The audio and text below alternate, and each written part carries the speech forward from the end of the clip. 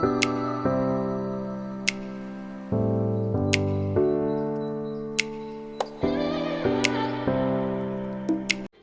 friends, welcome back to my YouTube channel. My name is Makoboshani, the creator of the Be Smart Budget and your sister in budgeting. If you are new to this channel, please click on the subscribe button. In this channel we do videos on personal finance, personal developments, and a bit of living in a form of vlogs. To my returning subscribers, hey friends, I appreciate you guys so much. Okay, now that we've gotten the admin out of the way, let's get to it. Okay guys, so today I want to talk about how to stop overspending. Right out of university, when I started working, I labeled myself as a shopaholic. And I think it's a psychological matter that for the longest time I didn't have enough, and now that I could afford clothes, I could afford shoes, I could afford anything that I wanted to get at that time, I thought it was a good idea. I even shopped so much that I still had clothes with tags in my closet for the longest of time. So we all know with financial stability that it comes from your principles of money, which they say it's budgeting, saving, and investing. Budgeting, of course, being my favorites, because it lays the foundation on every aspect of your finances. But finances are also, your money or your spending habits also are influenced by your psychological and your by your psychological matters, your emotional elements and attitude of decision making and money spending. So let's first define what overspending is. Overspending is spending beyond your means. In finance, we call it spending beyond your means. That's when you are overspending. I'm not even talking about overspending in a certain category, but I am talking overspending in general, where you are spending money beyond your means. Okay, so the first thing we are going to look at it is your psychological side of money. Okay, so here you are going to get a diary. And then in your diary, you're going to keep a spending diary. This is different. You're going to keep a spending diary where you record every shopping trip and your money triggers. So what motivates you? What emotional a thing arises or triggers you in order to be able to spend the way that you do? Like, you're going to try and figure out, why do you overcompensate in a certain area or overspend in a certain thing? I know that it is different with everyone. With every individual, we have our unique habits. There's a way of life, a different life that we all live. We don't live the same way. I think if we all thought that we live the same way, it will be weird. Okay, so we all have our different habits and our unique way of living. But the one thing that can cause one to overspend is lifestyle creep. And lifestyle creep, guys, is not necessarily a bad thing. I am not saying allow it to happen. Most oftentimes you do not have control over it. It is going to happen. You are going to want to better your life. I think it is weird if people are like, no, I am happy where I am, while they have the means to elevate and better themselves. So that is what lifestyle creep is, where you are improving and bettering your life. So it is not all bad. So willpower is good. Other people often say, I have willpower, I'm not going to overspend. But here are practical ways things that you can do in order to stop overspending. Number one is to create a budget. Remember, we have created your overall your spending budget for your family, for yourself, and now you are going to create a side budget for your shopping trips. This is for your clothing items, your homeware, your groceries, everything that you are going to, your shopping trips that you are going to do within that month. You are going to have a separate budget for them. And then this is now besides your main budget, remember. And then you're going to record everything that you are going to buy. Specifically, if you have allocated 3,000 rand to groceries, you are going to break it down. That, okay, I spend so much on meat, I spend so much on food, on the actual food, I spend so much on vegetables. You know, you are going, I know it's a lot of work, but it is going to help you see where you tend to overspend when it comes to your grocery buying. If that is an area that you overspend in, or in your clothes, if that is an area that you are overspending in.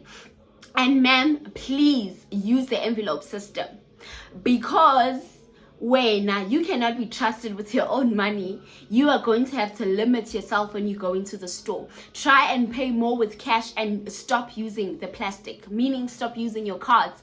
When from now on, you cannot use your cards. And I know that you are going to say, wait, but I am going to have to withdraw this money, and there is withdrawal banking charges.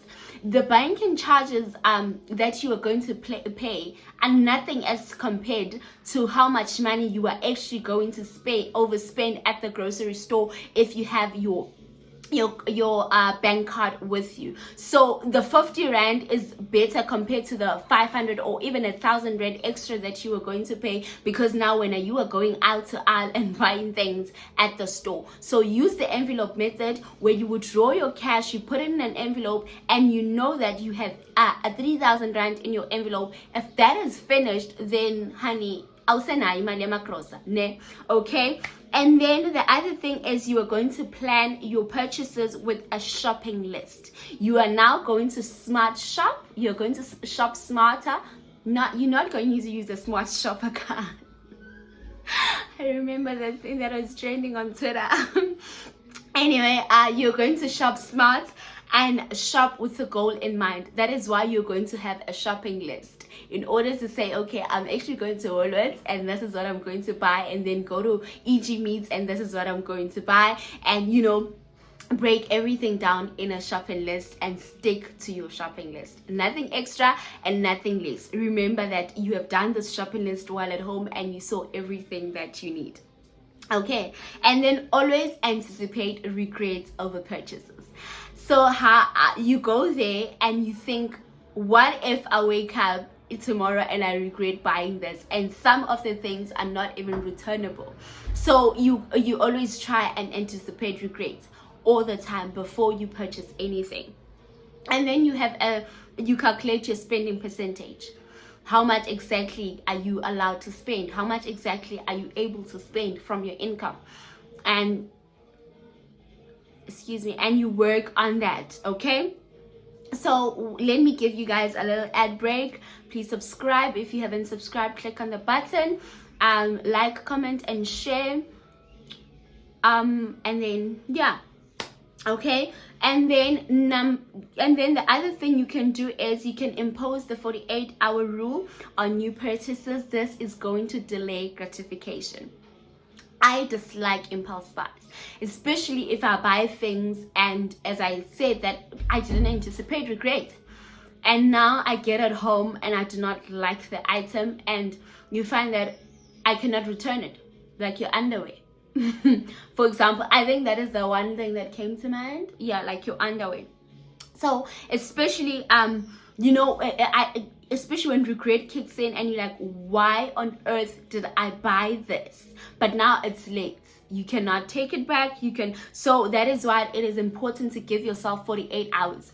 You go to the store, you see something that you like, take a picture of it, and then you go back home and you keep thinking about it. You work it in your soul, you work it in your spirit, you keep looking at it, you think about your money and all of those things. And 48 hours later, if you still feel the same way that you did when you saw it, there's some things that we look at and it's just love at first sight. So if you find that it is love at first sight with a specific item, then honey, you are going to go and buy it. But if you feel otherwise, you leave it, because clearly you do not need it, and it was just a want of the moment to satisfy a certain feeling at that moment, and you probably no longer feel like that. And this happens mostly to us emotional buyers. when we buy things based on our emotion. So it's always easy, it always helps for us to cool off before we actually get into buying something we do not need, or we are going to overspend on. Okay, and then the last thing is you are going to resist sales. Who doesn't love a good deal? Like, you see when Woolworths has that red big sticker and it says 30% off, I just think of Zuri and I'm like, my child. But remember, if you buy something that is 30% off and you're paying 70% of that thing that specific month, which you didn't plan for, you didn't budget for, and you most probably do not need, then that is not saving. It is called overspending, because now you are spending money that you didn't intend on spending in the first place. You didn't allocate towards that thing, because now Ubona is special and you're like, oh, there's a special there. So you are only getting 30% off, but you still overspent 70% of that thing. Let's say that thing is 100 rand. Initially it was 100 rand, and now you are paying 70 rand. You didn't budget for that 70 rand. You didn't allocate that 70 rand to go towards the specific thing. So that is overspending. Okay guys, I hope these tips were helpful. Please don't forget to like, comment and subscribe, and also follow me on my Instagram. It's @Boitumelo_Makabosh, and on TikTok I am Mansu_B. And guys, I will see you guys in the next video. I hope this was helpful. Please do leave a comment down below on how do you combat your overspending habits. And yes, all right guys, see you guys in the next video.